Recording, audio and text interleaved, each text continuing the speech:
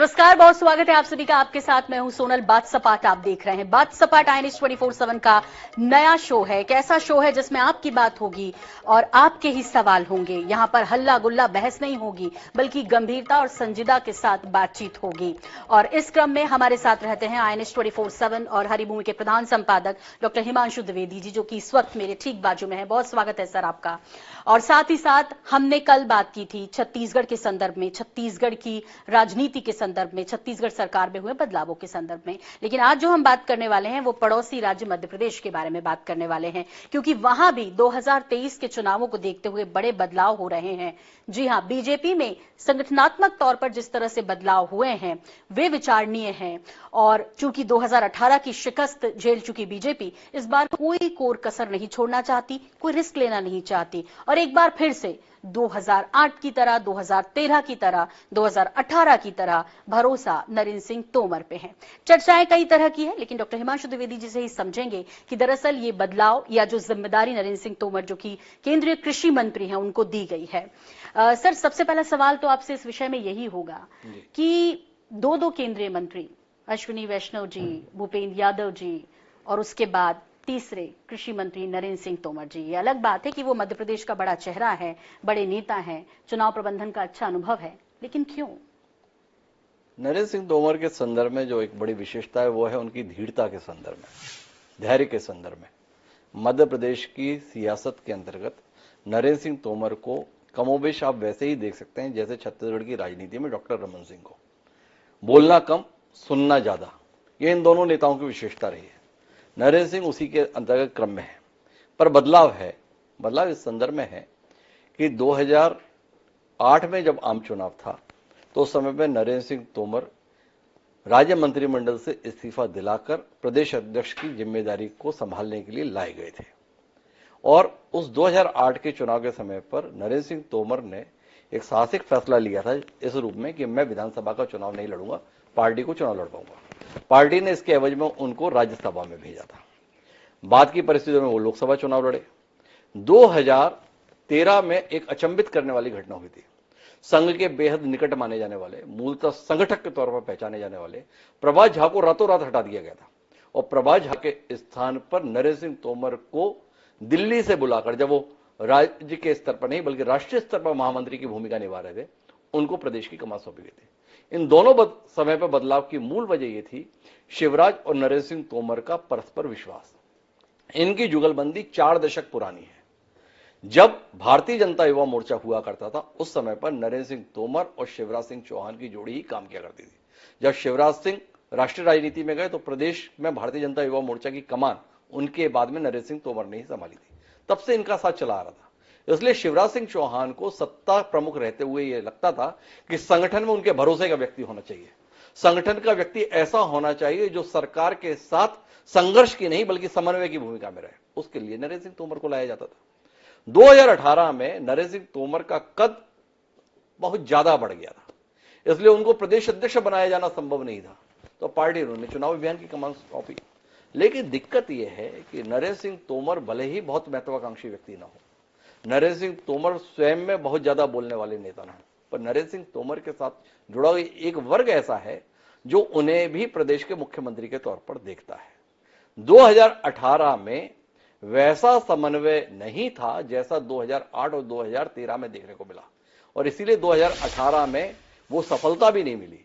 2013 में जहां 165 सीटें इस जोड़ी ने जीती थी, वहीं 2018 में भारतीय जनता पार्टी मध्य प्रदेश में स्पष्ट बहुमत पाने में नाकाम रही, वो सत्ता से बाहर हो गई। अभी भी जो नरेंद्र सिंह तोमर को लाया गया है उसके संदर्भ में दिक्कत है। दिक्कत यह है कि मध्य प्रदेश भाजपा को लेकर या मध्य प्रदेश की सरकार को लेकर यह आत्मविश्वास नहीं आ रहा है कि हम सत्ता में आ ही रहे हैं। चुनौती बनी हुई है। लंबे समय से 3 साल से सरकार है, पर 3 साल से सरकार में रहते हुए शिवराज सिंह चौहान को पार्टी ये स्थिरता दे पाने में नाकाम रही कि शिवराज सिंह ही बने रहेंगे। प्रदेश अध्यक्ष के तौर पर वीडी शर्मा है, उनके संदर्भ में भी माहौल बना रहता है, पता नहीं अब रहेंगे नहीं रहेंगे, कार्यकाल खत्म हो गया है, घोषित नहीं किया पार्टी ने कि जब तक चुनाव नहीं होता तब तक वो बने रहेंगे। तो ऐसे असमंजस के वातावरण में कार्यकर्ताओं को एक दिशा देने की दृष्टि से, समन्वय बनाने की दृष्टि से, क्योंकि वहां संघर्ष बहुत बड़ा है जिसमें हम आगे बात करेंगे, उसकी दृष्टि से नरेंद्र सिंह तोमर को लाया गया है कि एक ऐसा नेता बिठाया जाए जो कम से कम सुनता हो, केवल बोलता ना हो। तो नरेंद्र सिंह तोमर इस खूबी के साथ है जिनमें सुनने के लिए धैर्य असीमित है, तो इसलिए नरेंद्र सिंह तोमर को लाया गया। धैर्य भी असीमित है और बेवजह की बयानबाजी भी नहीं करते, कार्यकर्ताओं से बहुत जुड़ाव रहता है, बहुत जल्दी कार्यकर्ताओं को प्रभावित कर लेते हैं, ये नरेंद्र सिंह तोमर जी में खूबी है। सर, एक बहुत महत्वपूर्ण बात आपने चूंकि वीडी शर्मा जी का नाम लिया, शिवराज जी की भी बात की, ज्योतिरादित्य सिंधिया जी छूट रहे हैं, चर्चा इनकी बहुत थी, वो जिस तरह से एक्टिव नजर आ रहे थे, तो ज्योतिरादित्य सिंधिया के आते आते फिर से ज्योतिरादित्य सिंधिया के संदर्भ में वह प्रचार का एक बड़ा चेहरा तो हो सकते हैं, पर संगठक नहीं हो सकते।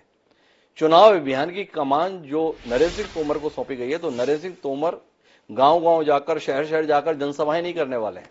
नरेंद्र सिंह तोमर भोपाल में बैठकर जमावट करने के लिए उपयुक्त चेहरा है।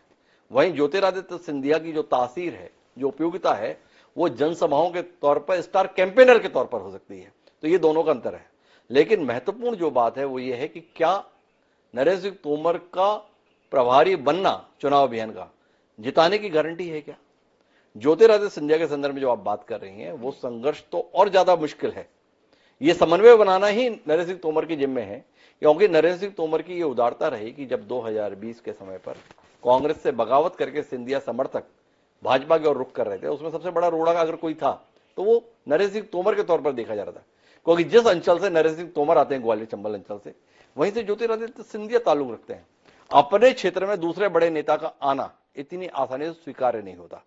पर जिस समय पर नरोत्तम मिश्रा की कोशिशें सफल नहीं हुई थी, उस समय में नरेंद्र सिंह तोमर ने ही दरअसल ज्योतिरादित्य सिंधिया और उनके समर्थकों को भारतीय जनता पार्टी का हिस्सा बनाने में बड़ी भूमिका निभाई थी। इसलिए पार्टी को लग रहा है कि अब एक संघर्ष रहने वाला है। ज्योतिरादित्य सिंधिया के साथ जो समर्थक आए हैं, उन समर्थकों को पार्टी कैसे संभाले, तो इसलिए लग रहा है कि शायद ये काम नरेंद्र सिंह तोमर कर पाए, क्योंकि वो उस समय पर एक बड़ा हिस्सा थे उस पूरे अभियान का, जिसके तहत कल के कांग्रेसी ज्योतिरादित्य सिंधिया और उनके समर्थक आज के भाजपा ही है। जी, चूंकि आपने ग्वालियर चंबल संभाग की बात की है, बात हम ज्योतिरादित्य सिंधिया नरेंद्र सिंह तोमर जी की कर रहे हैं, तो उस संभाग को साधना भी बहुत महत्वपूर्ण है। जिस तरह से सर 2018 के नतीजे या स्थानीय चुनाव के नतीजे आए, क्या इससे साध लिया जाएगा उस अंचल को भी? बड़ी चुनौती है। 2018 में भारतीय जनता पार्टी ने बहुत बुरी तरीके से ग्वालियर चंबल संभाग में शिकस्त पाई थी। 34 सीटें आती हैं 8 जिलों के अंतर्गत ग्वालियर चंबल संभाग में। उस 34 सीटों में से 26 सीटों पर भारतीय जनता पार्टी को शिकस्त हासिल हुई थी, वहीं कांग्रेस जीतने में सफल रही थी। तो अब जब ज्योतिरादित्य सिंधिया भाजपा का हिस्सा बने और उपचुनाव हुए, 28 सीटों पर उपचुनाव था, 28 में से 22 विधायक ऐसे थे जो ज्योतिरादित्य सिंधिया के साथ भाजपा में आए थे, 3 विधायक बाद में भारतीय जनता पार्टी का हिस्सा बने थे, और 3 सीटें उन सीटों के जनप्रतिनिधि के आकस्मिक निधन के चलते खाली हुई थी। उन 28 सीटों में भारतीय जनता पार्टी केवल 19 सीटें जीत पाई थी। 9 सीटें जीत पाने में कांग्रेस सफल रही थी, और उसमें भी ग्वालियर चंबल संभाग में भी पार्टी को हार का सामना करना पड़ता। और हार का सामना कहां करना पड़ा था? जिस इलाके में ज्योतिरादित्य सिंधिया रहते हैं, ग्वालियर पूर्व, उस सीट के उपचुनाव में भारतीय जनता पार्टी को हारना पड़ा। तब हारना पड़ा जब सिंधिया जी भाजपाई हो गए थे। नरेंद्र सिंह तोमर देश की राजनीति में बड़ा नाम है, केवल मध्य प्रदेश की राजनीति के संदर्भ में बड़ा नाम नहीं है, लेकिन वो नरेंद्र सिंह तोमर के होते हुए जिस मुरैना संसदीय क्षेत्र के वो सांसद हैं, उस मुरैना विधानसभा सीट से भारतीय जनता पार्टी को शिकस्त का सामना करना पड़ा, क्योंकि जो रघुराज कंसाना भारतीय जनता पार्टी में आए थे कांग्रेस से, उनके मुकाबले राकेश मावई चुनाव जीतने में सफल रहे। तो कुल मिलाकर ग्वालियर चंबल संभाग अभी भी चुनौती रहेगा, और इज्जत का भी विषय रहेगा। इज्जत का विषय इसलिए रहेगा सोनल जी कि मामला केवल नरेंद्र सिंह तोमर और ज्योतिरादित्य सिंधिया का नहीं है। जो भारतीय जनता पार्टी के प्रदेश अध्यक्ष हैं वीडी शर्मा, उनकी भी जन्मभूमि मुरैना है, तो वो भी ग्वालियर चंबल संभाग से ताल्लुक रखते हैं। इसलिए कुल मिलाकर भाजपा के लिए मध्य प्रदेश में तो चुनौती है ही, ग्वालियर चंबल संभाग के संदर्भ में भी साख बचाना चुनौती है। एक समय ग्वालियर चंबल संभाग भाजपा का गढ़ हुआ करता था, पर वो भाजपा का गढ़ 2018 में ढह गया, और 2020 के उपचुनाव में भी वो दुर्ग वैसा मजबूत दिखा नहीं जैसा अतीत में दिखता था। जी। चूंकि आपने बात छेड़ी है तो एक बात यहाँ जरूर पूछना आवश्यक है। विरोधी जो बार बार कहते हैं नाराज भाजपा, शिवराज भाजपा, महाराज भाजपा, तो ये गुटों को खत्म करने की तरफ भी संकेत है। चर्चाएं इस तरह की हैं कि जो है ये केंद्रीय नेतृत्व या आला कमान ने स्पष्ट कर दिया कि अब एक की नहीं चलेगी, चलेगी उन्हीं की जो विश्वास पात्र हैं। नरेंद्र सिंह तोमर जी। नहीं, ये इतना सहजता से नहीं माना जा सकता। इसलिए नहीं माना जा सकता कि नरेंद्र सिंह तोमर को तो लाया इसलिए गया है क्योंकि नरेंद्र सिंह तोमर का कार्यकर्ताओं के साथ भी संवाद ठीक है और शिवराज सिंह चौहान के साथ 4 दशक की उनकी मित्रता का संबंध रहा है। तय बात है कि वीडी शर्मा और शिवराज सिंह चौहान की वैसी जुगलबंदी देखने को नहीं मिली या वीडी शर्मा वैसे यसमैन नहीं रहे जैसा सत्ता में बैठा हुआ प्रमुख संगठन के संदर्भ में उम्मीद करता है। नरेंद्र सिंह तोमर की मौजूदगी कहीं ना कहीं सत्ता को राहत या कंफर्ट देती है, तो उस दृष्टि से तो मौजूद है। पर भाजपा संक्रमण के दौर से गुजर रही है। एक नई भाजपा है जिसमें कई नए लोग आए हुए हैं, पीढ़ी का बदलाव होने जा रहा है। अब नरेंद्र सिंह तोमर स्वयं 66 साल के हो रहे हैं, वीडी शर्मा की उम्र 50 साल की है। वीडी शर्मा में भाजपा अपना भविष्य देखती है, शिवराज सिंह चौहान और नरेंद्र सिंह तोमर के साथ में वर्तमान देखती है।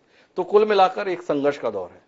सबसे बड़ी चुनौती जो रहने वाली है भारतीय जनता पार्टी की, वो चुनौती रहने वाली है सोनल जी, सिंधिया के साथ आए हुए लोगों को कैसे एडजस्ट करेंगे। भारतीय जनता पार्टी को एक ऐसे संगठन के तौर पर मध्य प्रदेश में देखते थे जैसे देव दुर्लभ कार्यकर्ताओं का बात कही जाती थी। वो देव दुर्लभ कार्यकर्ता आजकल सड़क पर मुखर होकर चिल्लाते हैं, सत्यनारायण सत्तन कैसा बोलते हैं, दीपक जोशी पार्टी छोड़ देते हैं, कटनी के पूर्व विधायक पार्टी छोड़कर चले जाते हैं। अलग अलग तरीके से अलग अलग जगहों से आवाजें आ रही हैं। इन आवाजों को क्या खामोश नरेंद्र सिंह तोमर कर पाएंगे, एक बड़ी चुनौती रहेगी।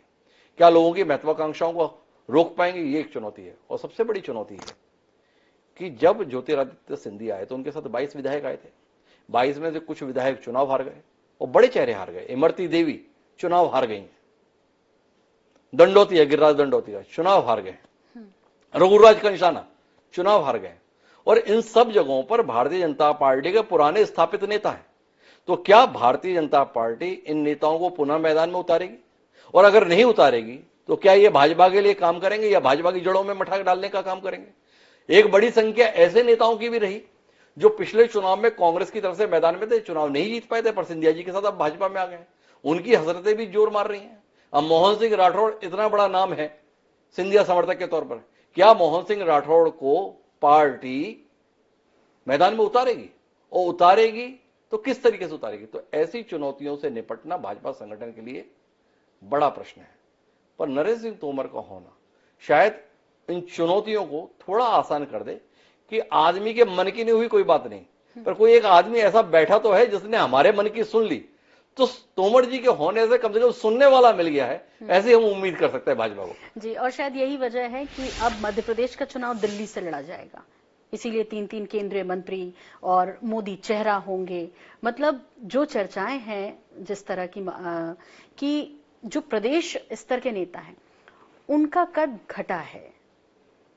देखिए, भारतीय जनता पार्टी के लिए मध्य प्रदेश एक पहेली बना हुआ है। मध्य प्रदेश में शिवराज सिंह चौहान के तौर पर एक ऐसा व्यक्ति है जो मेहनत की पराकाष्ठा करता है, जिसके द्वारा सतत रूप से जनता के बीच में सक्रियता रहती है। पर इसके बावजूद भी कोई सर्वे, कोई आकलन ऐसी उम्मीद नहीं जगाता है कि जिसमें एक प्रचंड बहुमत के साथ मध्य प्रदेश में भाजपा वापस आ रही है। यह भाजपा के लिए परेशानी का सबब बना हुआ है। शायद सबब इसलिए है कि पिछले 20 साल से भाजपा बीच में 15 महीने के लिए कांग्रेस आई और उसके बाद से भाजपा बनी हुई है। इसलिए इस परिस्थिति में भाजपा को अपने सारे संसाधन मध्य प्रदेश के संदर्भ में झोंकने पड़ रहे हैं, क्योंकि मामला केवल 230 विधानसभा सीट का नहीं है ना, मामला तो इसके साथ में 29 लोकसभा सीटों का भी है। भारतीय जनता पार्टी का केंद्रीय नेतृत्व 2023 को कम और 2024 को ज्यादा देख रहा है।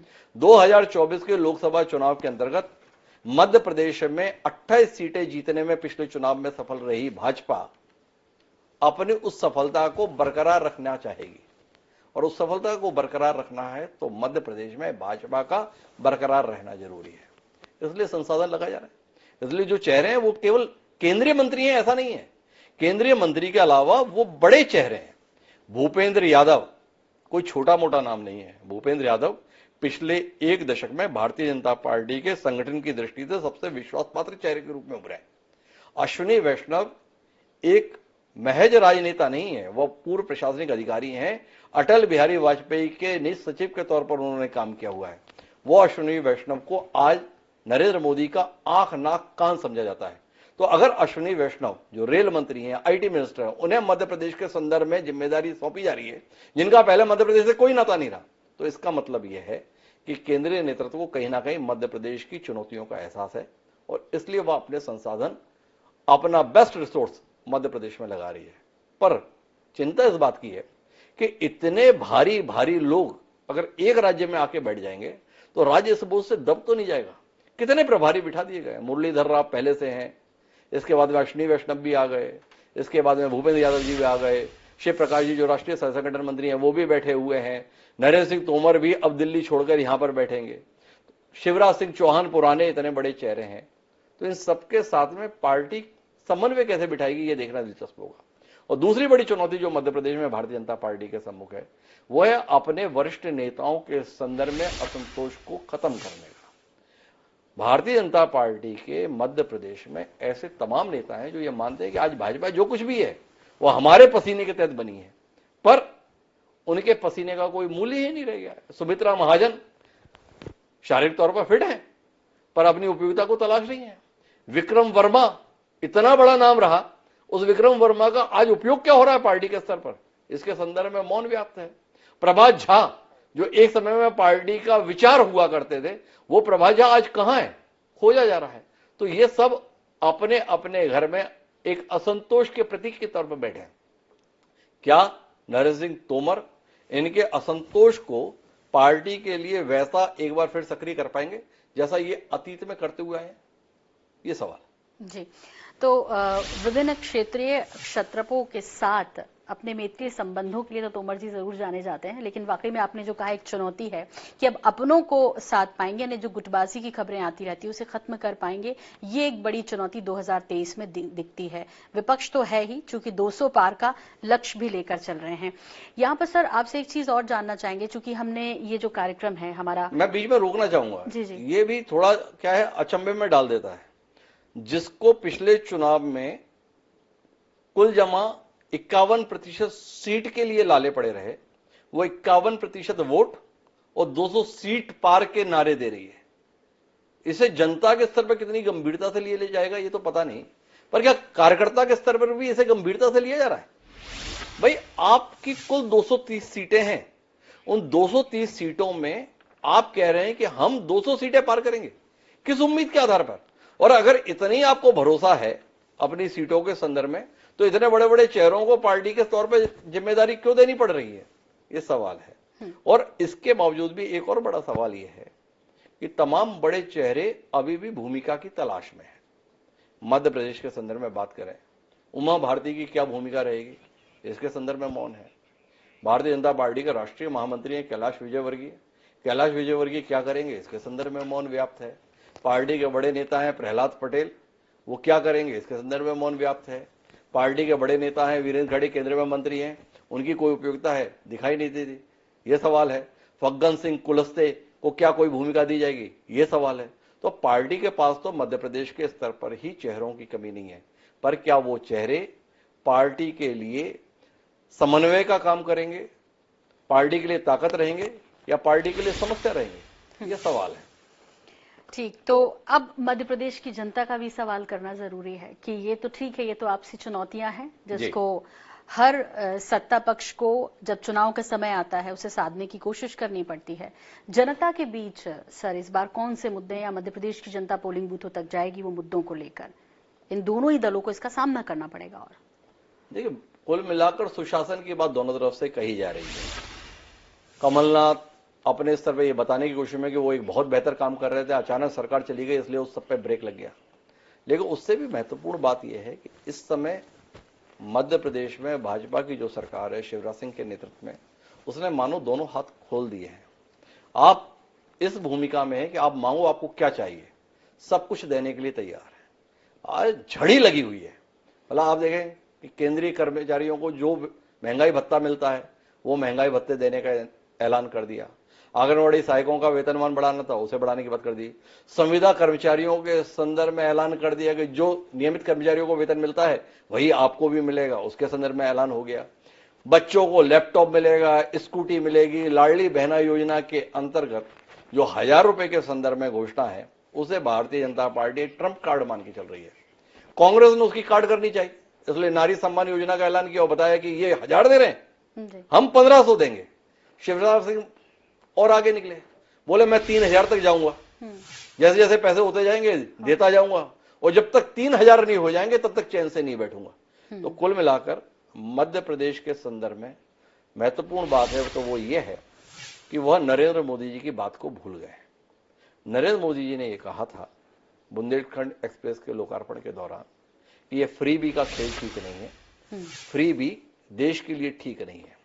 अब देश के लिए ठीक हो या प्रदेश के लिए ठीक हो ये तो पता नहीं, सत्ता में बने रहने के लिए फ्री बी को छोड़ना ठीक नहीं है, ये राजनेताओं को समझ में आ रहा है।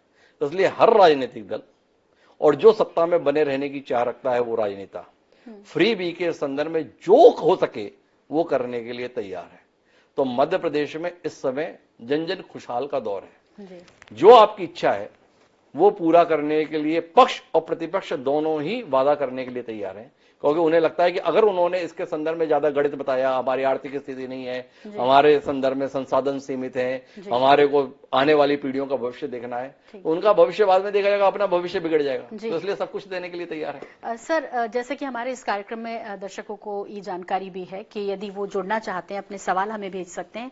आपके सवाल सोशल मीडिया के माध्यम से हम लेंगे और उस पर फिर चर्चा करने की कोशिश करेंगे। सवाल आया है और कह रहे हैं कि किसानों को समय पर खाद बीज उपलब्ध हो, इसके लिए खाद बीज केंद्रों पर किसान मित्र तैनात किया जाना चाहिए, जो किसानों को खाद बीज जरूरत के हिसाब से घर पहुंच सेवा के तहत उपलब्ध कराए, और सभी खाद बीज केंद्रों में टोल फ्री हेल्पलाइन नंबर जारी किया जाना चाहिए। ये सुझाव की शक्ल में, पर महत्वपूर्ण बात यह है सोनल जी कि नरेंद्र सिंह तोमर देश के कृषि मंत्री हैं और मध्य प्रदेश में बड़ी संख्या किसानों की है और ये खेती किसानी का दौर चल रहा है।